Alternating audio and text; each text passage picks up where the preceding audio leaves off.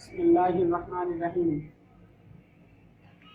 باب حدثنا أبو اليماني قال حدثنا شعيب عن الزهري قال حدثنا أبو إدريس عائذ الله عائذ أن عبادة بن الصامت وكان شهد بدرا وهو أحد النقباء ليلة العقبة أن رسول الله صلى الله عليه وسلم قال وحوله عتابة من أصحابه بايعوني على أن لا تشركوا بالله شيئا إلى آخر الحديث۔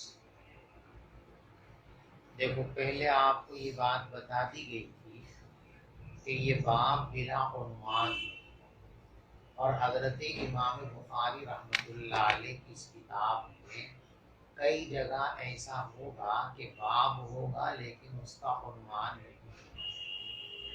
میں نے عرض کیا تھا کہ شارحین بخاری نے ان بابوں کو دو قسموں پر منقسم کیا، ایک ذیلی ابواب اور ایک مستقل ابواب، اور پہچان اس کی یہ بتائی تھی کہ جو ذیلی باب ہوتے ہیں اس میں بیان کی ہوئی حدیث اور گزشتہ باب کے اندر بیان کی ہوئی حدیث کے مضمون میں کوئی نہ کوئی مناسبت ہوتی ہے، تو یہ باب گویا پچھلے باب کا تتمہ ہوتا ہے، اس کے لیے فصل کے درجے میں ہوتا ہے۔ اور کہیں ایسا ہوتا ہے کہ پچھلے باب اور اس باب بلا عنوان کے اندر مضمون میں کوئی مناسبت نہیں ہوتی ہے تو وہ مستقل باب ہوتا ہے، اور امام بخاری رحمۃ اللہ علیہ وہاں پر باب اس لیے نہیں لگاتے کہ وہ آپ کے ذہن کو روا کرنا چاہتے ہیں کہ آپ اپنے طور پر حدیث کے مضمون کو دیکھ کر کوشش کریں کہ مضمون کی مناسبت سے کیا باب کا عنوان ہو سکتا ہے۔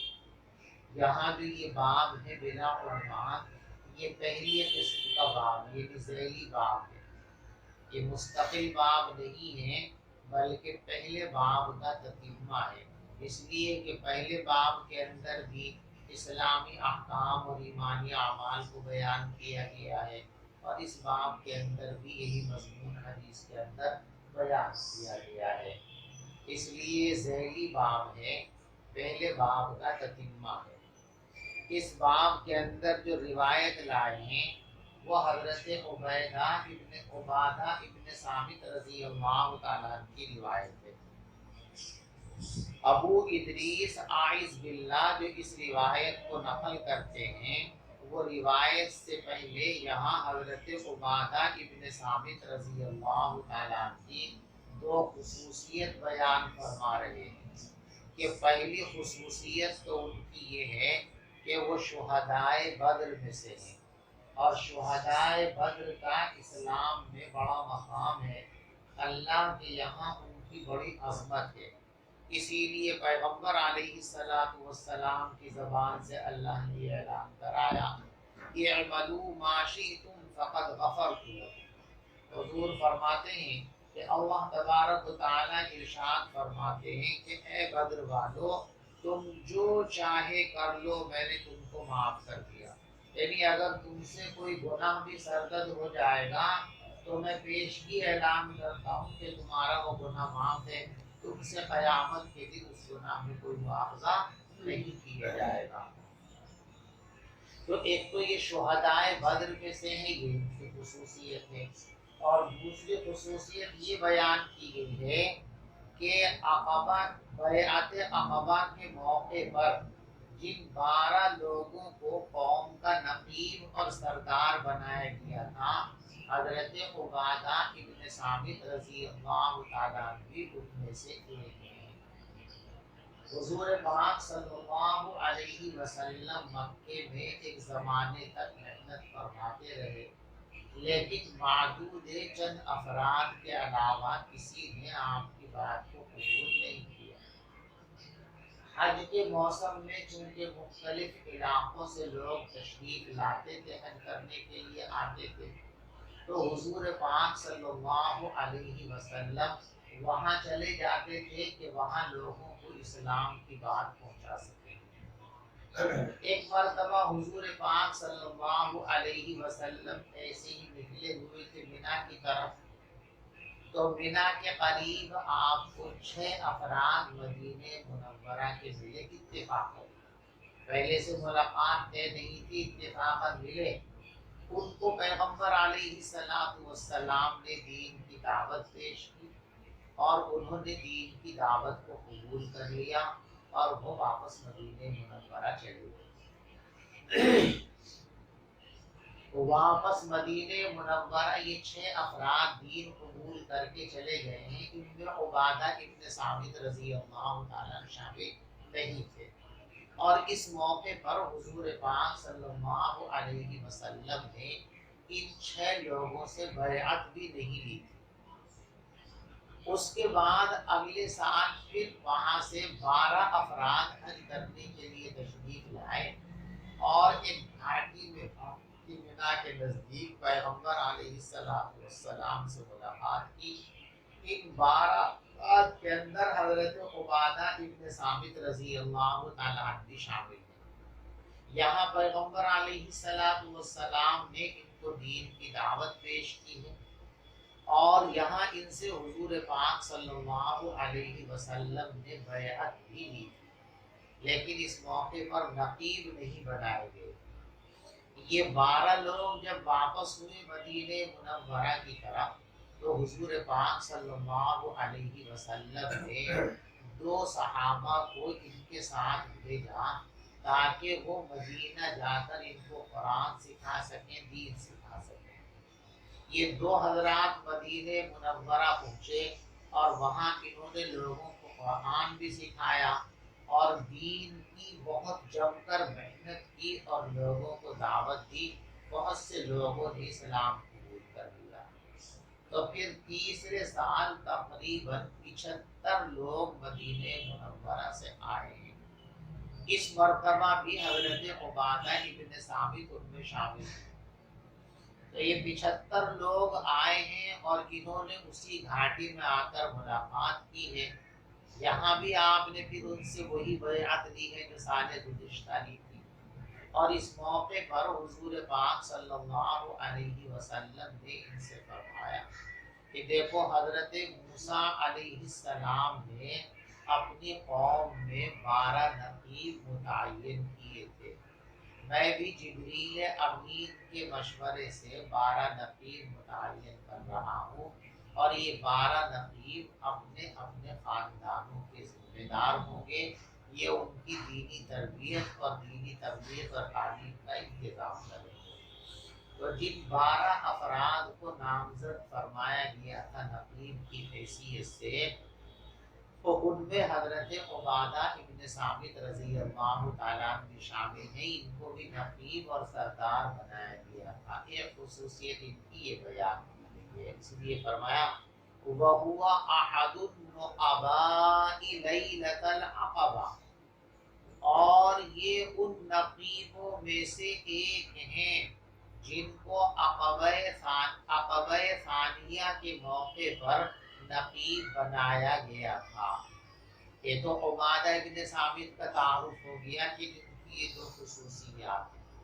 آگے کی روایت آتی ہے، حضرت عبادہ فرماتے ہیں کہ رسول پاک صلی اللہ علیہ وسلم نے ارشاد فرمایا وَحَوْلَهُ عِصَابَةٌ مِّنْ أَصْحَابِهِ، جبکہ آپ کے ارد گرد آپ کے صحابہ بیٹھے ہوئے تھے،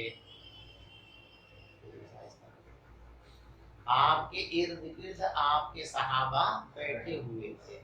دیکھو باع یبیع بیعۃ، اور بیعت اس کے معنی آتے ہیں فروخت کرنا اور بیچنا۔ جب آدمی کسی سے بیعت کرتا ہے تو گویا اس نے اپنے آپ کو اس کے حوالے کر دیا، جیسے بیچنے کے بعد بائع اپنا مال مشتری کو سپرد کر دیتا ہے۔ بیعت کرنے کا مطلب یہ ہے کہ میں نے اپنے آپ کو مکمل طور پر آپ کے حوالے کر دیا ہے، جو آپ فرمائیں گے وہی ہوگا، جیسے آپ چاہیں گے وہی ہوگا۔ صحابہ کرام نے حضور پاک صلی اللہ علیہ وسلم سے مختلف بیعتیں فرمائی ہیں۔ یہاں اس روایت میں اور قرآن پاک کے 28ویں پارے میں جس بیعت کا ذکر ہے یہ بیعت سلوک ہے جو صوفیہ کے یہاں خانقاہوں میں رائج ہے، یعنی انسان نفلی اعمال کی پابندی کی بیعت کرتا ہے کسی پیر سے، کسی بزرگ اور کسی شیخ سے۔ یہ بیعت نجات کے لیے لازم اور ضروری نہیں ہے۔ ایسا نہیں ہے کہ بیعت ہوگی تو نجات ہوگی اور بیعت نہیں ہوگی تو نجات نہیں ہوگی۔ اگر یہ بیعت فرض ہوتی، واجب ہوتی، لازم ہوتی تو تمام صحابہ کرام حضور پاک صلی اللہ علیہ وسلم سے اس طرح کی بیعت فرماتے، لیکن تمام صحابہ کرام کے بارے میں ایسا نہیں ہے، لہذا یہ بیعت واجب اور لازم تو نہیں ہے، البتہ مفید ضرور ہے۔ بیعت کے سلسلے میں لوگوں کے نظریات مختلف ہیں۔ غیر مقلدین، سلفی اور مودودی، ان تینوں طبقوں کا کہنا یہ ہے کہ یہ ایک بے اصل چیز ہے، بدعت ہے، شریعت میں قرآن و حدیث میں اس کا کوئی ثبوت نہیں ہے، یہ بالکل بے اصل اور من گھڑت چیز ہے۔ یہ غیر مقلدین کا اور مودودی حضرات کا خیال ہے۔ بریلوی طبقے فکر سے تعلق رکھنے والے ان حضرات کا نظریہ اس سلسلے کے اندر غلو پر مبنی ہے۔ وہ کہتے ہیں بیعت تو فرض ہے، جب تک کسی کو پیر نہیں بناؤ گے تب تک جنت میں جا ہی نہیں سکتے۔ جو پیر بنا لے گا وہی جنت میں جائے گا، جو پیر نہیں بنائے گا وہ جنت میں نہیں جائے گا۔ ظاہر بات یہ بھی غلط ہے۔ اہل سنت والجماعت کا، علماء دیوبند کا مسلک یہ ہے کہ بیعت قرآن و حدیث سے ثابت ہے، بے اصل نہیں ہے، لہذا غیر مقلدین اور مودودی حضرات جو کچھ کہتے ہیں یہ بھی غلط ہے، اور یہ فرض اور واجب بھی نہیں ہے، اس لیے کہ اگر یہ فرض اور واجب ہوتی تو تمام صحابہ کرام یہ بیعت کرتے، حالانکہ ایسا نہیں۔ البتہ اتنی بات ہے کہ یہ بیعت قرآن و حدیث سے ثابت ہے اور بے حد مفید ہے۔ دو بڑے فائدے اس کے اندر ہیں۔ دیکھو، نوافل کا شریعت کے اندر بڑا اہم کردار ہے۔ نوافل ایک تو فرائض کے لیے مکملات ہیں، اور نوافل ایک جو ہے اللہ کے تقرب کا ذریعہ۔ انسان بغیر بیعت کیے ہوئے بھی نفلوں کا اہتمام کر سکتا ہے، لیکن تجربہ یہ ہے کہ اس میں پوری کامیابی عام لوگوں کو نہیں ملتی ہے۔ بیعت کرنے کے بعد عموماً اس میں کامیابی ہو جاتی ہے کہ انسان فرائض و واجبات کے ساتھ نوافل کا بھی پابند بن جاتا ہے۔ اور دوسرا بڑا فائدہ یہ ہے کہ اس سے انسان کا تزکیہ ہو جاتا ہے۔ انسان کے نفس کے اندر جس طرح رذائل ہیں، ان رذائل کا ازالہ کرنے کے لیے حضور پاک صلی اللہ علیہ وسلم کو ذمہ داری سپرد کی گئی، وَيُزَكِّيهِمْ، کہ نبی کا منصب اور نبی کی ذمہ داری یہ ہے کہ وہ لوگوں کا تزکیہ کریں، یعنی ان میں جو رذائل ہیں ان کو نکال دیں اور جو خصائل حمیدہ ہیں وہ ان کے اندر پیدا کر دیں۔ تو یہ پیغمبر علیہ السلام کا منصب ہے۔ بیعت سلوک کے نتیجے میں اس میں بڑی کامیابی ملتی ہے کہ انسان اپنے شیخ اور پیر کے زیر تربیت رہ کر رذائل سے عموماً پاک اور صاف ہو جاتا ہے، اور اخلاق حمیدہ اور خصائل حمیدہ اس کے اندر پیدا ہو جاتے ہیں۔ اس لیے بیعت سلوک جو ہے بے اثر نہیں ہے، قرآن و حدیث سے ثابت بھی ہے اور اس کے بڑے فوائد بھی ہیں، اور اس حدیث پاک کے اندر اسی بیعت سلوک کا تذکرہ ہے۔ دلیل اس کی یہ ہے کہ یہاں جن لوگوں سے آپ نے بیعت لی ہے وہ پہلے سے ایمان لائے ہوئے ہیں، لہذا اس کو بیعت اسلام بھی نہیں کہہ سکتے، اور اس پوری بیعت میں جہاد کا کوئی تذکرہ نہیں ہے، لہذا بیعت جہاد بھی نہیں کہہ سکتے۔ تو لا محالہ یہ بیعت سلوک ہی ہے، آپ ہے نا۔ وَحَوْلَهُ عِصَابَةٌ مِّنْ أَصْحَابِهِ، حضرت نے فرمایا بایعونی، مجھ سے بیعت کرو، کس سے فرمایا؟ مسلمانوں سے فرمایا، صحابہ سے فرمایا۔ تو یہ بیعت اسلام نہیں بلکہ کیا ہے؟ بیعت سلوک ہے۔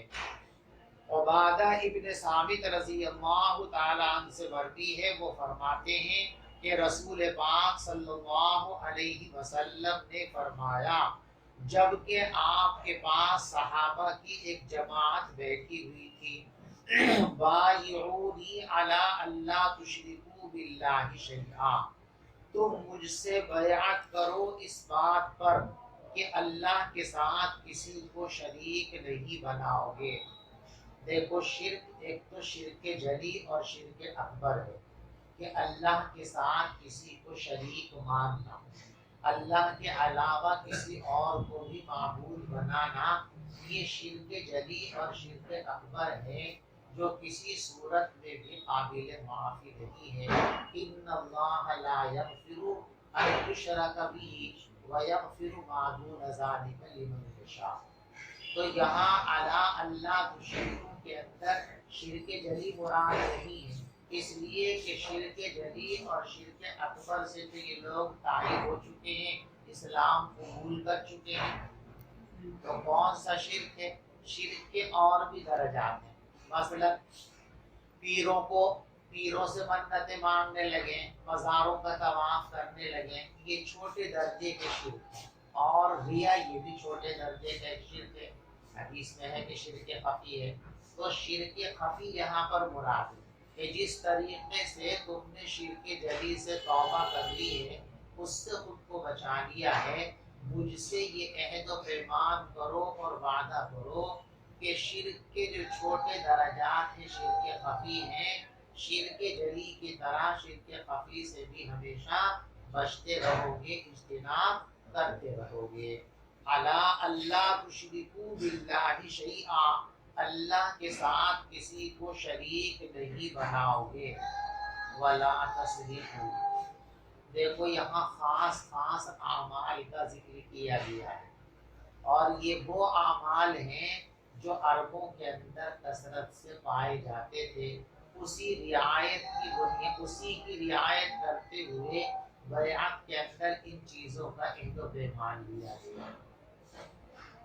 انسان کو جب جائز طریقے سے کمانے کے موقع نہیں ملتے ہیں تو شیطان اس کو ناجائز طریقوں کی طرف مائل کر دیتا ہے، اور ان ناجائز طریقوں میں ایک طریقہ چوری کرنا بھی ہے۔ عربوں کے یہاں جس طریقے سے جنگ کرنا ایک محبوب مشغلہ تھا، چوری بھی ان کی عادت بنی ہوئی تھی، کثرت کے ساتھ چوری اور لوٹ مار یہ کیا کرتے تھے، اس لیے خاص طور سے یہ عہد پیمان لیا گیا۔ ولا تسرقوا، تم یہ عہد کرو کہ چوری نہیں کرو گے۔ ولا تزنوا، زنا بھی عربوں کے یہاں عام تھا، جیسے آج یورپ کے اندر زنا عام ہے، اور ان کا نظریہ یہ ہے کہ عورت اور مرد اگر اپنی مرضی سے کوئی کام کریں تو اس میں کسی کو مداخلت کی ضرورت نہیں ہے، تو حکومت بھی اس پر پابندی نہیں لگا سکتی، ان کی مرضی ہے جو چاہے کریں۔ یہی نظریہ اس زمانے میں عربوں کا تھا کہ زنا کو وہ معیوب نہیں سمجھتے تھے، برا کام نہیں سمجھتے تھے، اور کثرت کے ساتھ اس فعل بد کے اندر مبتلا رہتے تھے، اس لیے خاص طور سے اس کا جو ہے عہد لیا گیا۔ ولا تزنوا، تم اس بات کا عہد کرو کہ زنا کا ارتکاب نہیں کرو گے۔ ولا تقتلوا اولادکم، اور یہ عہد کرو کہ تم اپنی اولاد کو قتل نہیں کرو گے۔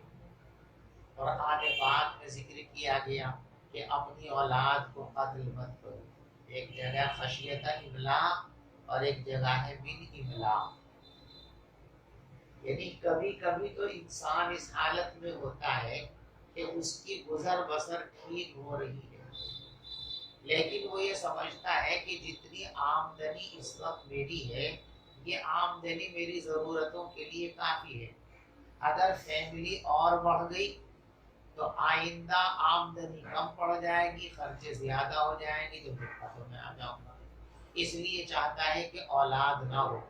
اس کو کہا گیا خشیت املاق، کہ اس ڈر سے کہ آگے چل کر تم تندرستی کا شکار ہو جاؤ گے، غربت اور مفلسی کا شکار ہو جاؤ گے، اس لیے تم اولاد کو مار ڈالتے ہو. یہ بات غلط ہے. تم جو رزق استعمال کر رہے ہو یہ بھی تمہارا تھوڑی ہے.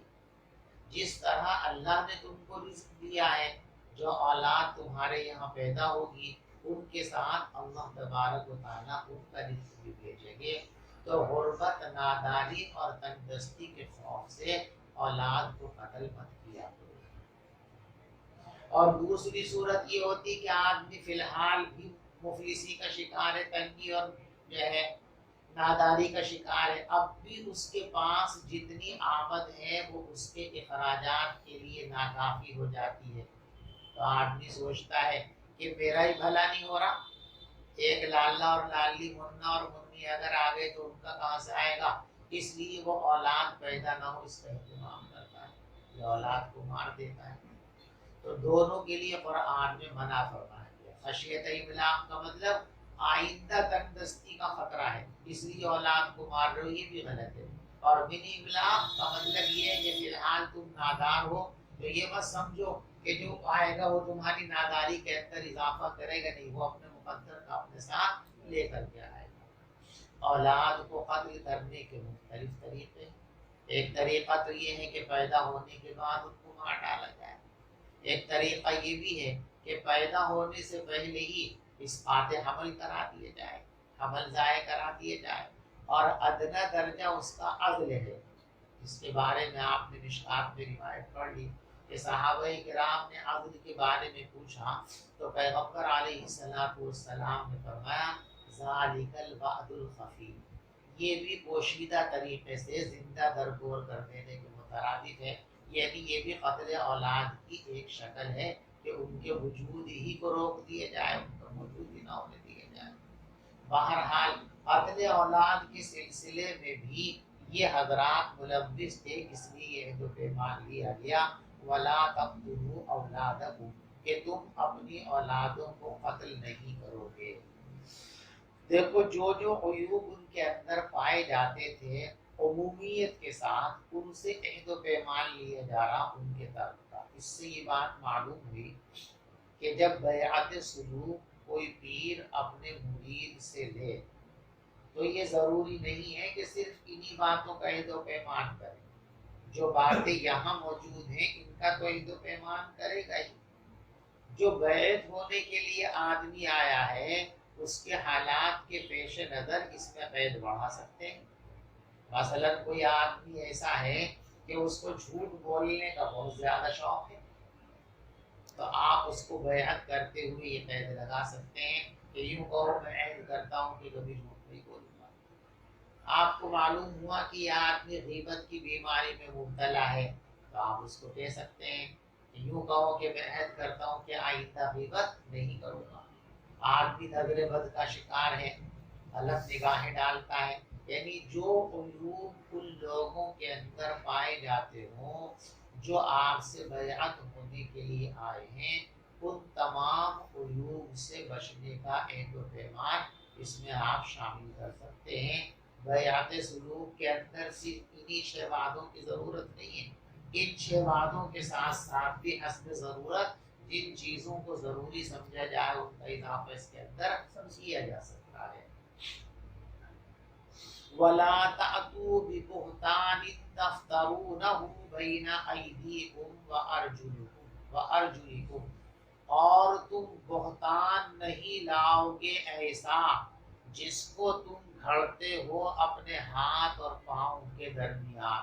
یہ ایک محاورہ ہے جھوٹی باتیں گھڑنے کا ہاتھوں پاؤں کے درمیان، ورنہ مطلب جھوٹی بات ہے کہ کسی کی طرف غلط بات منسوب نہیں کرو گے. وَلَا تَعْصَوْا فِي مَعْرُوفٍ، اور کسی نیک کام میں تم نافرمانی نہیں کرو گے. دیکھو فرما برداری جس کی بھی لازم کی گئی ہے، ماں ہے، باپ ہے، استاد ہے، شوہر ہے، پیر ہے، ان سب کی فرما برداری معروف کاموں کے اندر ہے، منکرات کے اندر، یعنی کوئی بھی ایسا شخص جس کو شریعت کے اندر مطاع بنا گیا ہو، قابل اتباع قرار دیا گیا ہے، اگر وہ اپنے مطیعین اور متبعین کو ایسی باتوں کا حکم دے جو باتیں خلاف شریعت ہیں، تو ایسی صورت میں اس مطبوع کی اور اس پیر کی، اس بزرگ کی، ماں کی، باپ کی بات نہیں مانی جائے گی۔ حدیث پاک میں ہے لا طاعت لمخلوق فی معصیت الخالق، اللہ کی نافرمانی اگر لازم آتی ہو تو کسی کی بات نہیں مانی جائے گی۔ وَلَا تَعْصَوْا فِي مَعْرُوفٍ، اور کسی نیکی کے کام میں تم نافرمانی نہیں کرو گے۔ یہ 6 باتیں حضور پاک صلی اللہ علیہ وسلم نے ان کے سامنے رکھی اور عہد و پیمان لیا کہ ان 6 باتوں سے پرہیز کریں گے۔ آگے فرمایا فَمَنْ وَفَا مِنْكُمْ، بس تم میں سے جو شخص ان باتوں کو پورا کرے گا، اس عہد و پیمان کو پورا کرے گا، فَأَجْرُهُ عَلَى اللَّهِ، تو اس کا بدلہ اللہ کے پاس موجود رہے گا۔ فَمَنْ أَصَابَ مِنْ ذَلِكَ شَيْئًا، اور جس شخص نے ان گناہوں میں سے کسی گناہ کا ارتکاب کر لیا، فَعُوقِبَ فِي الدُّنْيَا، اور پھر اس کی سزا دنیا میں اس کو دے دی گئی، فَهُوَ كَفَّارَةٌ لَهُ، تو یہ سزا اس کے لیے کفارہ بن گئی۔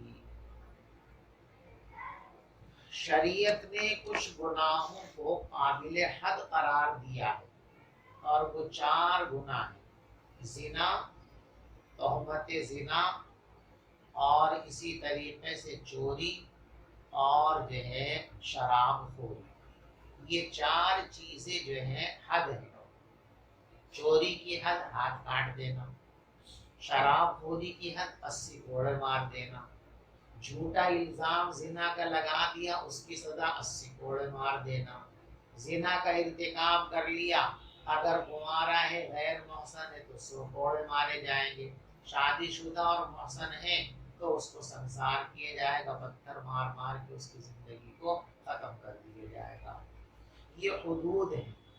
اب اگر کسی شخص نے چوری کر لی، شراب پی لی، زنا کر لیا، کسی پر تہمت لگا دی، کوئی بھی گناہ کر لیا، اور حکومت وقت نے اس گناہ پر اس کو گرفتار کر کے اس کو حد شرعی اس کے اوپر نافذ کر دی، تو اس کا گناہ معاف ہو گیا یا گناہ معاف نہیں ہوا؟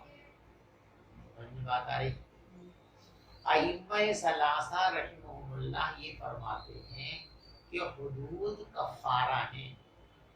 اگر کسی آدمی نے گناہ کر لیا اور حکومت وقت نے اس گناہ کی حد اس کے اوپر نافذ کر دی، تو بس اب قیامت کے دن اس سے مؤاخذہ نہیں کیا جائے گا۔ یہ حد ہی دونوں جگہ کی سزا کے لیے کافی ہو گئی، دنیا کی سزا بھی آ گئی اور آخرت کی سزا بھی اسی میں آ گئی ہے۔ آخرت کے اندر کوئی سزا، کوئی مؤاخذہ اس سے نہیں ہوگا۔ حنفیہ کا مسلک یہ ہے کہ حدود زواجر ہیں، حدود کا مقصد ہے گناہوں سے روکنا، یہ کفارہ نہیں ہے۔ گناہوں کی معافی کے لیے تو توبہ ضروری ہے، آدمی توبہ کرے گا تو اس کی گناہ معاف ہوں گے، توبہ نہیں کرے گا تو قیامت کا مواخذہ باقی ہے۔ اللہ چاہیں گے تو معاف کر دیں گے اور اللہ چاہیں گے تو مواخذہ فرما لیں گے۔ بات سمجھ شریف میں آ گئی؟ یہ روایت بظاہر حنفیہ کے مسلک کے خلاف ہے، اس لیے کہ اس میں صاف طور پر موجود ہے فَعُوقِبَ بِهِ فَهُوَ كَفَّارَةٌ لَهُ، جس آدمی نے ان کاموں میں سے کوئی کام کر لیا، وَمَنْ أَصَابَ شَيْئًا مِنْ ذَلِكَ فَعُوقِبَ بِهِ فَهُوَ كَفَّارَةٌ لَهُ، جو آدمی ان گناہوں میں سے کوئی گناہ کر لے اور اس کو سزا دے دی جائے تو یہ اس کے لیے کفارہ بن گیا۔ تو بظاہر یہ روایت حنفیہ کے مسلک کے خلاف ہے۔ اس لیے حنفیہ پر اس روایت کی روشنی میں یہ الزام آ سکتا ہے کہ آپ نے حدیث کو چھوڑ دیا، اس لیے علماء احناف کی طرف سے اس سلسلے کے اندر توجیحات کی گئی ہیں۔ علامہ انور شاہ کشمیری رحمۃ اللہ علیہ نے اس سلسلے میں یہ فرمایا ہے کہ دیکھو، جس آدمی پر حد نافذ کی جائے، حد نافذ ہونے کے بعد یہ دیکھا جائے کہ اس کی زندگی اب کیسی ہے،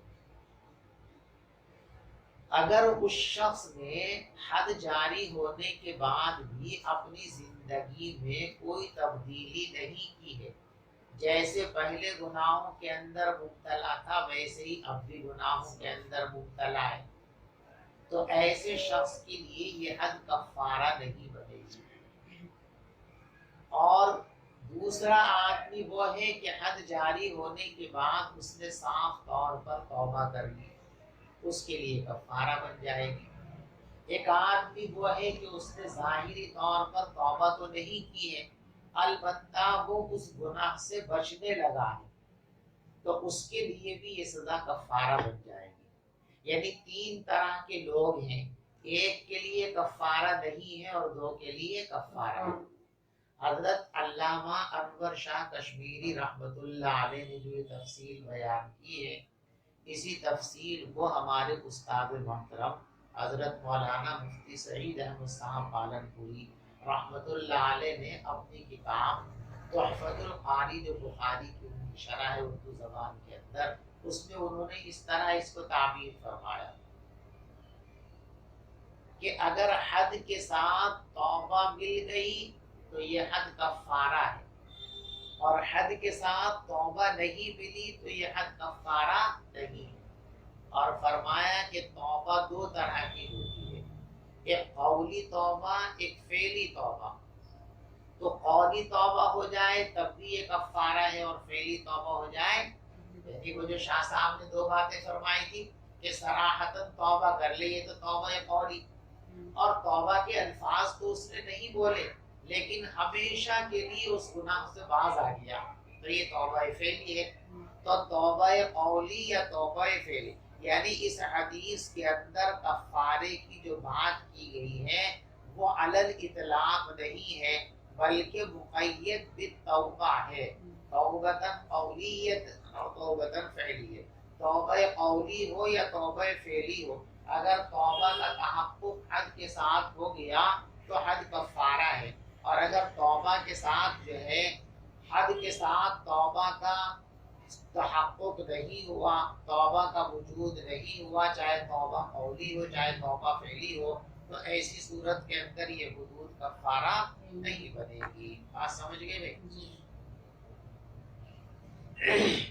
ومن اصاب من ذلك شيئا فعوقب في الدنيا فهو كفارة له، اور جس آدمی نے ان کاموں میں سے کوئی کام کر لیا اور پھر دنیا میں اس کو سزا دے دی گئی تو یہ سزا اس کے لیے کفارہ ہے۔ ومن اصاب من ذلك شيئا، اور جس نے ان کاموں میں سے کوئی کام کر لیا، ثم سترہ اللہ، پھر اللہ نے اس کی پردہ پوشی فرما دی، کسی کو پتہ ہی نہیں چلا، تو سزا کیسے ملے؟ فہو الی اللہ، تو وہ اللہ کے اختیار میں ہے۔ ان شاء عفا عنہ، اگر اللہ چاہیں گے تو اس کو معاف فرما دیں گے، وہ ان شاء عاقبہ، اور اگر اللہ چاہیں گے تو اس کو سزا دے دیں گے۔ فبایعناہ علی ذالک، تو ہم نے حضور سے اس بات کی بیعت کر لیے، جتنے لوگ تھے سب نے یہ جو پیمان کر لیا، 75 لوگوں نے۔ حنفیہ کا مسلک یہ ہے کہ عام حالات میں حد جو ہے وہ کفارہ نہیں ہے، یعنی عام حالات میں حد جاری کرنے کی وجہ سے آخرت کا مواخذہ ثابت نہیں ہوتا ہے۔ البتہ اگر حد کے ساتھ ساتھ توبہ قولی یا توبہ فعلی ہو جائے تو پھر یہ حد کفارہ بن جاتی ہے، اور گویا کہ توبہ کی وجہ سے آخرت کا معاملہ ثابت ہو جاتا ہے۔ تو ہمارے نزدیک آخرت کا مواخذہ ثابت ہونے کے لیے توبہ ضروری ہے، چاہے توبہ قولی ہو چاہے توبہ فعلی ہو۔ اگر توبہ کا تحقق نہیں ہے، صرف حد ہے، تو محض حد کی وجہ سے آخرت کا مواخذہ ثابت نہیں ہوگا۔ جی، علامہ انور شاہ کشمیری رحمۃ اللہ علیہ نے بھی یہی بات فرمائی ہے۔ ان کے الفاظ یہ ہیں کہ جب کسی کے اوپر حد جاری کی جائے تو اس کے تین حال ہو سکتے ہیں۔ ایک یہ کہ حد جاری ہونے کے بعد کوئی عبرت اس نے حاصل نہیں کی، جیسے پہلے وہ گناہوں کے اندر مبتلا تھا، حد کے جاری ہونے کے بعد بھی اسی طرح وہ گناہوں کے اندر مبتلا ہے، تو ایسے شخص کے لیے حد کفارہ نہیں بنے گی، یعنی آخرت کا معاوضہ اس سے ثابت نہیں ہوگا۔ میرے بیٹے، حد جاری ہونے کی صرف ایک ہی صورت تھوڑی کہ سب پہ حد جاری ہوگی، وہی گجب والی جو شادی شدہ نہیں ہے اس کو 100 کوڑے لگیں گے تو پھر بھی وہ زنا کر سکتا ہے۔ چوری کرنے والے کی چوری کی سزا ہاتھ کاٹنا ہے تو مرے گا نہیں، وہ شراب خوری کی سزا 80 کوڑے، اس سے مرے گا نہیں۔